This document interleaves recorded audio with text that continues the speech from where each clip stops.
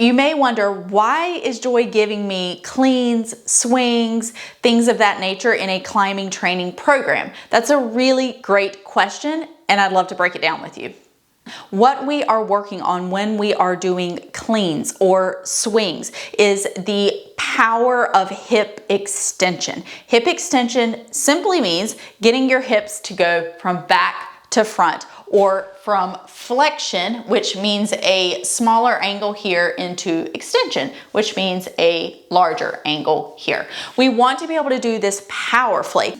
And we need to be able to access different speeds of hip extension. So you can think about when you are high stepping on a route and you stand up, that's a little slower expression of hip extension versus when you really need to rock and dead point to something, or perhaps even try and dyno or cut feet into something. That is a more powerful display of hip extension, and it needs to move a lot faster than when we're doing a high, slow rock over or step up. That's one of the reasons that we train things that allow us to get into more powerful hip extension, like the clean, like the swing. The other thing is that it really trains that whole posterior chain to be explosive. It trains us to have a co-contraction, and that just kind of means everything coming on together of that posterior chain at very quick speeds. And that's something that we use all the time in climbing. We move from different body positions, we come out a roof, we're getting over another one.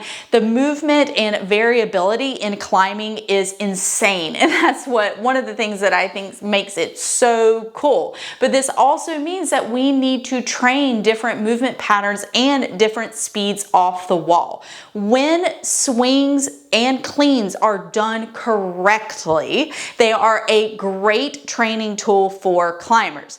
When they are not done correctly, no, they're not a great training tool, because you're not hitting the points that the exercise is supposed to achieve. Now, I am not saying that you can do a bunch of kettlebell swings and automatically become a better climber. We need far more than kettlebell swings to get good at climbing. But I do believe that as an exercise to supplement our climbing and add to our strength training, that kettlebell swings, cleans, and things that are dynamic in nature can be great in our training plans. I know I'm not alone in this thinking, because Steve Bechtel and the Climb Strong team love to use kettlebells. Power Company Climbing likes to use kettlebells as well. But I don't think that either one of them would say that you can only use kettlebells and be a great climber. We still have to practice our sport. We still have to train our fingers. We still have to understand technique and movement.